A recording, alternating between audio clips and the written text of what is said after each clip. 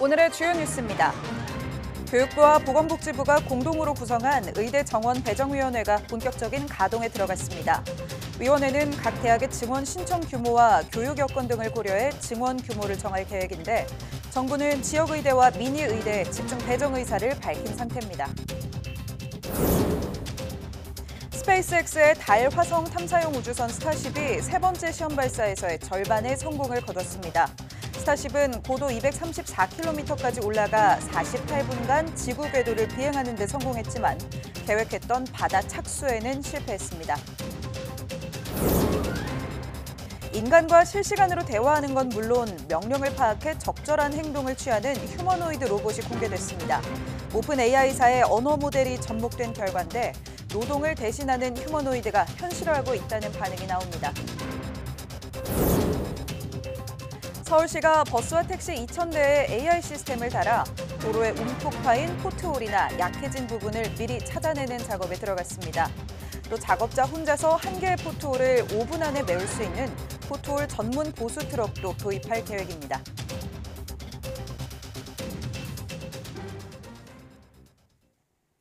여러분 안녕하십니까? 사이언스 투데이 시작합니다. 올해 입시부터 늘어나는 의대 정원을 어떻게 배분할지를 논의할 의대 정원 배정위원회가 15일부터 본격 가동됩니다. 교육부와 보건복지부가 공동으로 구성한 의대 정원 배정위원회는 각 대학의 증원 신청 규모와 교육 여건 등을 고려해 배정 인원을 결정할 예정입니다. 앞서 정부는 지역의대와 미니의대를 중심으로 의대 정원을 집중 배정할 방침을 강조했습니다. 이에 따라 지역 거점 국립대와 정원이 50명 이하인 비수도권 소규모 의대가 상대적으로 많은 인원을 배정받을 가능성이 큽니다. 일각에서는 지역 거점 국립대 9곳 가운데 7곳의 의대 정원이 200명으로 대폭 늘어날 거란 전망도 나옵니다. 정부는 의대 증원 규모 2,000명을 수도권의 20%, 비수도권의 80% 정도로 배분할 방침으로 알려졌습니다. 사직서를 내고 병원을 이탈한 전공의 가운데 다른 의료기관에 중복으로 등록된 사례가 나와 정부가 파악에 나섰습니다. 중앙재난안전대책본부는 10명 이내의 전공의가 수련병원이 아닌 다른 의료기관에 중복으로 인력 신고돼 확인하고 있다고 밝혔습니다. 중대본은 전공의가 의료기관을 개설하거나 다른 병원에 겸직 근무하는 경우 수련병원장 징계를 받을 수 있다고 밝혔습니다. 또 다른 사람의 명의로 처방전이나 진료 기록부를 작성할 경우 전공의뿐 아니라 전공의를 고용한 개원의도 처벌될 수 있다고 강조했습니다. 정부가 소아 진료 체계를 강화하기 위해 소아과 전문의 정책 가산을 신설했습니다. 보건복지부는 소아청소년과 유지를 독려하기 위해 최대 7,000원의 정책 가산을 신설하는 등 지원 방안을 발표했습니다. 신생아 중환자실 입원료를 월 52만 원에서 78만 원으로 올리고 입원 전담 전문의가 소아 진료를 할 경우 50%의 가산을 부여합니다. 또 중증조사 응급진료를 위해 소아 나이에 따라 가산 수가를 신설하고 소아병의원 심야 진찰료를 기존 100%에서 200%로 2배 늘렸습니다. 복지부는 이 같은 정책을 위해 앞으로 5년 동안 1조 3천억 원 규모의 건강보험 재정을 투입하기로 했습니다. 민간 우주기업 스페이스X의 대형 우주선 스타쉽이 지구 궤도 시험 비행을 위한 세 번째 도전에서 절반의 성공을 거뒀습니다. 몇 분 만에 폭발했던 앞선 2번의 시도와는 달리 지구 궤도 비행에는 성공했지만 대기권에 들어오며 분해돼 계획됐던 바다 입수는 하지 못했습니다. 기정훈 기자가 보도합니다.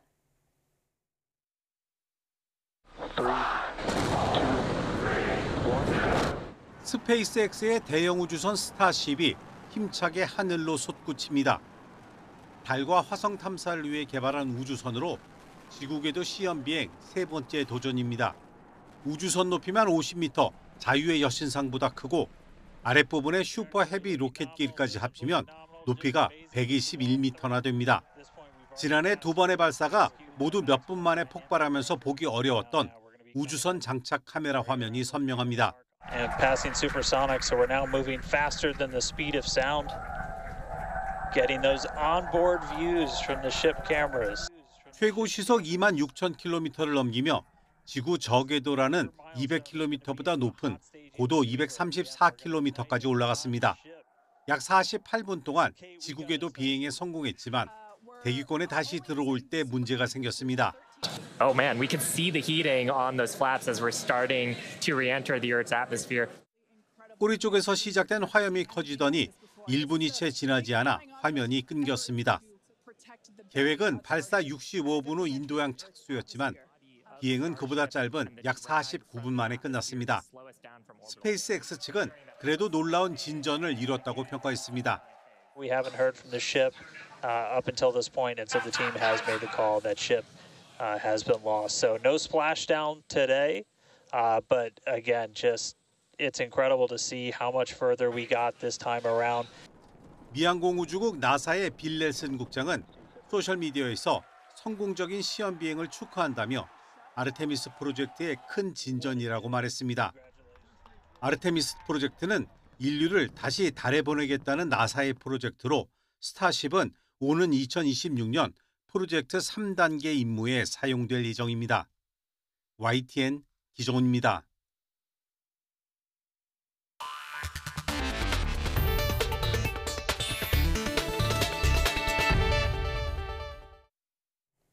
AI를 이용해 인간과 실시간으로 대화하면서 요구받은 일을 인간처럼 수행하는 휴머노이드 로봇이 공개됐습니다.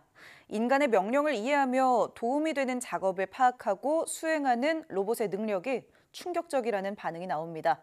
보도에 서봉국 기자입니다. 무엇이 보이냐는 사람의 질문에 인간을 닮은 휴머노이드 로봇이 대답합니다. Hey, Figure 1, what do you see right now? I see a red apple on a plate in the center of the table. 먹을 걸 달라고 하자 사과를 살포시 집어 넘겨줍니다. Can I have something to eat? Sure thing. 사람이 사과를 지목하지 않아도 테이블 위에 놓인 물체 중에 사과가 유일한 식품이라는 점을 이해한 겁니다. 왜 그랬냐는 질문에도 논리적으로 대답합니다. I gave you the apple because it's the only edible item I could provide you with from the table. 휴머노이드 로봇 개발 스타트업 피겨 AI가 챗GPT 개발사 오픈AI와 협업한 로봇의 시연 영상. 인간의 명령을 이해하고 도움이 되는 작업을 스스로 파악해 수행하는 로봇의 능력에 네티즌들은 충격적인 기술 발전이라는 반응을 보였습니다. 피겨 AI는 2022년 테슬라와 로봇 전문 기업인 출신 엔지니어들이 설립한 스타트업으로 앞서 오픈AI 등으로부터 우리 돈 9천억 원 가까운 투자금을 유치한 상황. 앞서 피겨 AI에 자극받았던 테슬라 CEO 일론 머스크도 최근 두 발로 사람처럼 걷는 로봇 옵티머스를 공개하는 등 휴머노이드 개발 경쟁은 더욱 치열해지고 있습니다. 차세대 먹거리인 인공지능 AI 시장에서 실제 노동을 대신하는 휴머노이드가 현실화되면서 인간과 로봇의 공존이 눈앞으로 다가오고 있습니다. YTN 서봉국입니다. 요즘 같은 이른 봄철, 도로에는 움푹 파인 구멍인 포트홀이 정말 많은데요. 인공지능 AI로 포트홀이나 약한 도로 부분을 미리 찾아내 신속히 보수할 수 있다고 합니다. 김종균 기자가 서울시의 포트홀 저감 대책을 알아봤습니다. 봄철 해빙기 작은 구멍인 포트홀로 도로가 누득입니다. 특히 올해 1, 2월 강수량이 예년보다 이례적으로 많아 포트홀도 2배 넘게 많이 발생했습니다. 운전자가 포트홀을 미처 발견하지 못하면 타이어 파손 등으로 자칫 안전사고가 날 수도 있습니다. 서울시는 버스와 택시 2,000대에 인공지능 AI 포트홀 자동 탐지 시스템을 달았습니다. 주행 중 자동으로 포트홀을 찾아내 바로 도로포장부서에 전달합니다. 특히 도로 파손이 심한 중앙버스 전용 차로를 중심으로 고강성 조립식 콘크리트로 포트홀을 보수합니다. 공장에서 제작을 해서 여기 다 끼우는 개념입니다. 이게 PC입니다. 다 한 스판이 6m입니다. 3m, 6m짜리 스판을 현재 지금 한 8개 정도 깔아놨습니다. 혼자서도 한 개의 포트홀을 5분 안에 메울 수 있는 포트홀 전문 보수 트럭도 도입합니다. 기존 포트홀 복구 작업보다 5배 빠르고 작업량도 3배나 많은 하루 100곳까지 크게 늘릴 수 있습니다. 현장에서 이상을 발견하면 바로 신고가 되고요. 그걸 분석해서 현장에 출동하는데 뒤에 보시는 저 기계차가 사람이 처리하는 속도의 한 3배 정도 빠르게 많은 분량을 처리할 수 있게 됩니다. 아울러 서울시는 매년 도로 포장 상태를 전수조사해 포토홀로 인한 시민 불편을 획기적으로 줄여나갈 계획입니다. YTN 김주균입니다. 중국 동영상 공유 플랫폼 틱톡이 서방 국가들에서 갈수록 궁지에 몰리고 있습니다. AFP 통신에 따르면 이탈리아 공정거래위원회는 현지 시각 14일 틱톡이 미성년자를 충분히 보호하지 못했다며 1,000만 유로, 약 144억 원의 벌금을 물렸습니다. 이탈리아 공정거래위원회는 틱톡이 광고한 가이드라인이 청소년의 취약성을 고려하지 않은 채 적용되고 있어 청소년들이 현실과 허구를 구별하는 데 어려움을 겪고 집단 행동을 모방하고 있다고 설명했습니다. 이탈리아 공정거래위원회는 지난해 10대들이 자기 뺨을 꼬집어 멍을 만드는 프렌치 흉터 챌린지가 틱톡을 통해 유행하자 틱톡이 자해 행위를 선동하는 유해 콘텐츠를 방치했는지 조사해왔습니다. 앞서 미국 하원은 국가 안보를 이유로 틱톡 서비스 금지 법안을 통과시켰고 캐나다도 틱톡의 자국 내 사업 확대가 국가 안보에 위협이 되는지 검토에 들어갔습니다. 겨울철 새였지만 텃새가 된 새가 있습니다. 민물 가마우지인데요. 개체수 증가로 골칫거리였던 이 민물 가마우지를 이제 포획할 수 있게 됐습니다. 물론 현장 조사를 먼저 거친 뒤에 잡을 수 있는데요. 반대 의견도 있습니다. 홍성욱 기자입니다. 겨울 상고대로 유명한 춘천 의암호입니다. 포근한 봄 날씨에도 눈 내린 듯 나무가 하얗게 변했습니다. 둥지를 튼 민물 가마우지가 가득합니다. 버드나무 군락지는 배설물로 뒤덮여 말라 죽어가고 있습니다. 겨울 첫 새였던 민물 가마우지는 원래라면 봄에는 이곳을 떠나야 합니다. 하지만 2000년대 초반 이후부터 이곳에 아예 눌러앉더니 텃새가 됐습니다. 20년 전 조사에서 전국에 단 269마리였던 민물 가마우지, 어느새 3만 마리 이상으로 불었습니다. 물을 뿌리고 둥지를 제거하고 가지치기도 해봤지만 그때뿐이었습니다. 번식력은 물론 식성 또한 워낙 좋아 내수면 어민이나 인근 낚시터에 피해를 주기도 합니다. 골칫거리로 남으며 전국 곳곳 민원이 이어진 상황. 결국 정부가 민물 가마우지를 유해 야생동물로 지정했고 이제부터는 포획할 수 있게 됐습니다. 다만 포획 작업은 피해가 실제 발생한 경우 지자체 현장 조사를 거친 뒤 허가를 받아 진행하도록 했습니다. 현장 확인도 한 다음에 이제 시군에서는 그걸 토대로 해서 이제 여기는 피해가 맞다라고 판단되면은 포획 지역으로 정하고 피해 방지단 등을 좀 활용하셔가지고 포획을 할 예정입니다. 물론 반대 의견도 있습니다. 텃새가 된 가마우지 역시 지구 온난화에 따른 자연스러운 현상인 만큼 포획이 아닌 공존의 해법을 마련해야 한다는 겁니다. 이런 포획 허가를 내는 것은 좀 신중하게 접근을 해야 되지 않나. 일단 얼마를 해야 될지 이것부터 정하고 그러려면 이제 사전에 피해량이 얼마나 되는지부터 알아야겠죠. 그런 연구는 일단 안 돼 있는 걸로 알고 있습니다. 포획이 가능해진 만큼 피해 자치단체에서는 이에 따른 포상금도 준비하는 상황. 금을 포획틀은 물론 엽총이나 공기총도 이용할 수 있는데 정부는 총기 사고 방지를 위해 수정된 유해 야생동물 포획 지침을 마련해 배포했습니다. YTN 홍석입니다.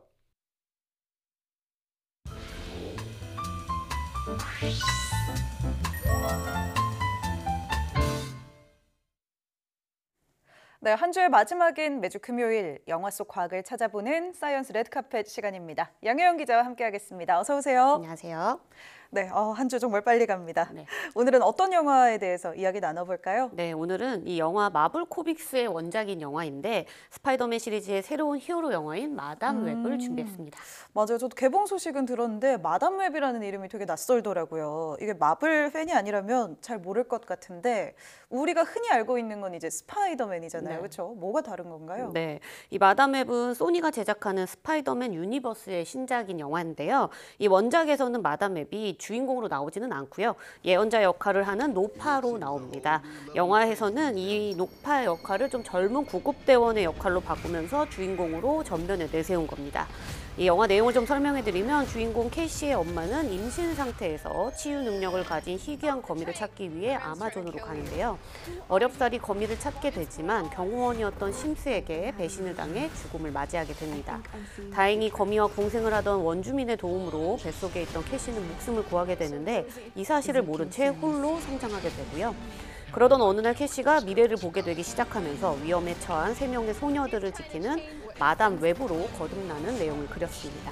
네, 그렇군요. 이 영화가 이제 한 달 먼저 북미에서 개봉을 했는데 사실 흥행 성적이 처참했다고 들었습니다. 네, 맞습니다. 2월에 미국에서 2월에 개봉을 네. 했어요.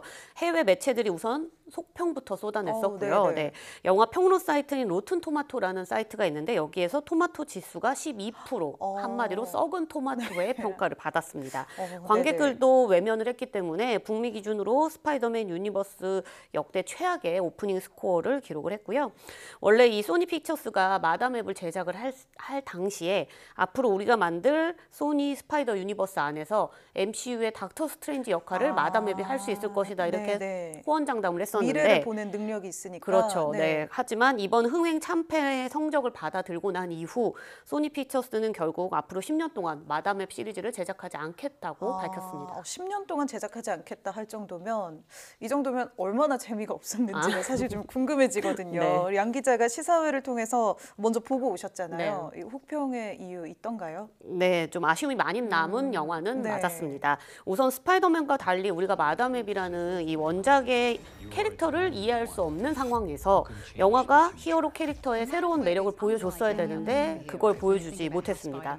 영화가 이 새로운 히어로이자 예언자, 조력자인 이 마담웹을 주인공으로 확실히 보여줄 건지 아니면 앞으로 스파이더 히로인이 될 3명의 소녀들에게 집중을 해서 이들의 이야기를 보여줄 것인지 이걸 결정하지 못한 채 그냥 영화를 만들었다 이런 느낌이 좀 강했고요. 히어로 영화 특유의 화려한 액션도 좀 부족했고 예지 능력 외에 특별한 능력이 나오지 않는 데다가 그 예지 능력을 보여주는 방식 또한 데자뷰와 같은 반복적인 형식으로만 보여줘서 조금 밋밋하다는 느낌이 좀 컸습니다. 아무래도 히어로물은 좀 액션이 그렇죠. 백미인데 여러모로 아쉬움이 남는 영화인가 봅니다. 그런데 우리가 이제 잘 알고 있는 영화 스파이더맨에서는 처음에 이 피터 파커가 방사능에 노출된 거미한테 물려서 초능력을 얻게 되잖아요.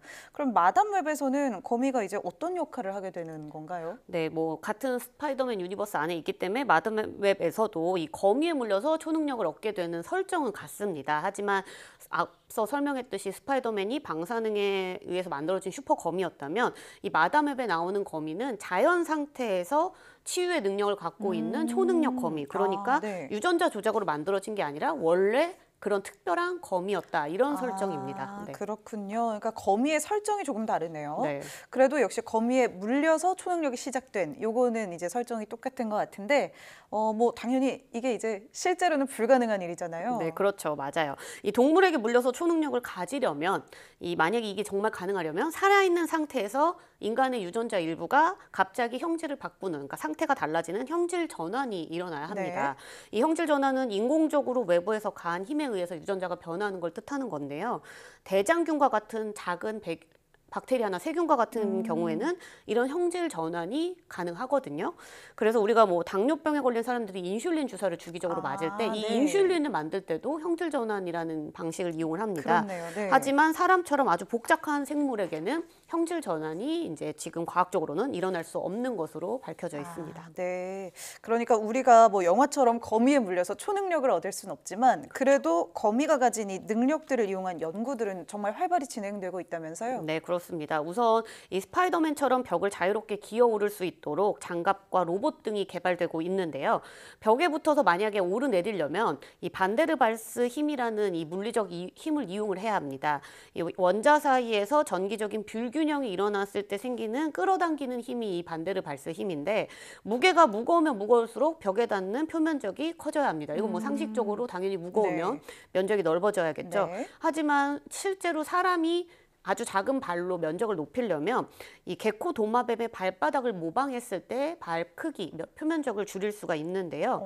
이 게코 도마뱀의 발바닥을 보면 발바닥 주름이 굉장히 많고 각 주름 안에는 가느다란 섬모가 수만 개 달려있기 때문에 표면적을 실질적으로 더 크게 만들어줄 수 있는 겁니다. 그래서 이 미국 스탠퍼드대 연구진은 게코도마뱀의 이 발바닥을 본떠서 유리벽을 자유롭게 오르내리는 로봇을 개발하는 데도 성공한 바 있습니다. 또 이 스파이더맨의 또 능력 중에 거미줄이 있잖아요. 이 합성 거미줄을 만드는 시도 또한 계속 이어지고 있는데요. 우선 지난 2010년 카이스트와 서울대 공동연구진이 세계 최초로 거미 실크 단백질을 합성하는데 성공했습니다. 거미 실크 단백질이요? 네, 이 거미 유전자를 대장균에 넣고 이 고강도의 거미 실크 단백질을 만든 건데요. 이렇게 만들어진 인공 거미줄은 실제 거미줄과 거의 유사한 강도를 냈다고 합니다. 또 스웨덴과 중국, 스페인 공동연구진도 거미줄을 만들어내는 방적관이라는 기관을 본떠서 인공 거미줄을 만드는 데 성공을 했고요. 네. 또 이 밖에도 건축 설계의 효율성을 높이는데 거미가 이 거미집을 방사형 모양으로 짓잖아요. 이 방식을 좀 이용하는 경우도 있고요. 또 거미의 진동 감각 기관이 있는데 이를 모사한 고민감도 센서를 개발하는 경우도 있습니다. 또 거미 독을 포함시킨 이 항암 물질을 만들어서 흑색종과 같은 암세포 치료에도 효과적이었다는 연구 결과도 나왔습니다. 네, 이런 연구 결과들이 말해주신 영화 내용보다 훨씬 흥미로운 것 같습니다. 네. 네, 오늘의 영화는 마담 웹이었는데요. 영화는 좀 아쉽지만 이런 흥미로운 연구 소식들이 계속 또 들리기를 기대해 보겠습니다. 얘기 잘 들었습니다. 고맙습니다.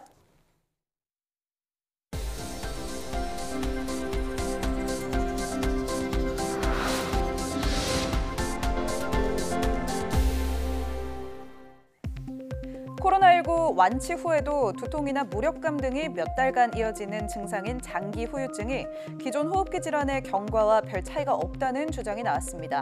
호주 퀸즐랜드주 보건부 존 제라드 박사팀은 코로나19 확진자 등 5천여 명을 대상으로 조사한 결과 확진자의 16%는 완치 1년 뒤에도 증상이 지속된다고 답했고 확진자의 3.6%는 중등도 이상의 기능 장애를 겪는다고 답했다고 밝혔습니다.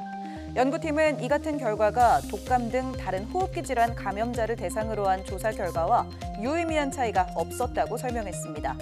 또 코로나19 장기 후유증이라는 단어 사용이 코로나19에 독특하고 예외적인 증상이 있다는 잘못된 인상을 주고 공포심을 일으킬 수 있다고 주장했습니다.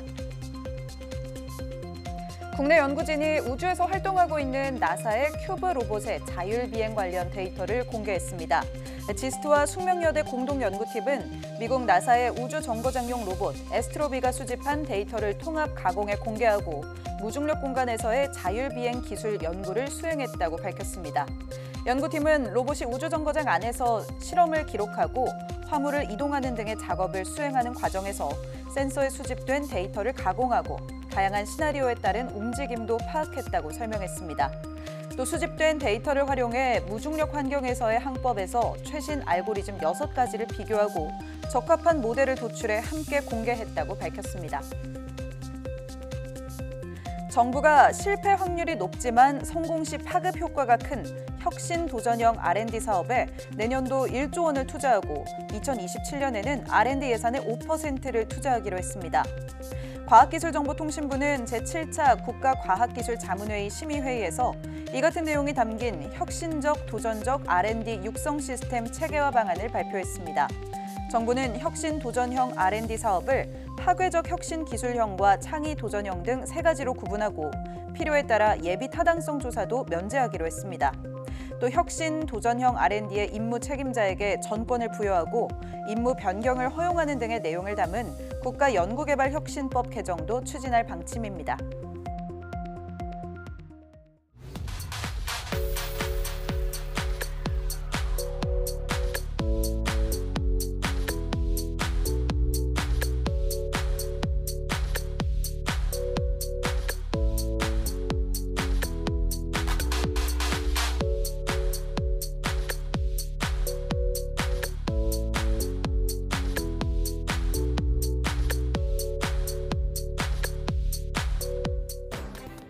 전자레인지에서 튀어오르는 팝콘처럼 강렬한 자극에만 뇌가 반응하게 되는 현상을 팝콘 브레인이라고 하는데요.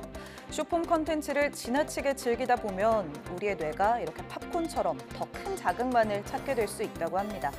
전문가들은 소소한 일상에도 만족감을 느낄 수 있는 건강한 보상 회로를 만들어주는 것이 뇌 건강에 중요하다고 합니다. 여유로운 주말, 일상의 평범한 행복을 찾는 시간 보내시면 어떨까요? 뉴스 마칩니다. 고맙습니다.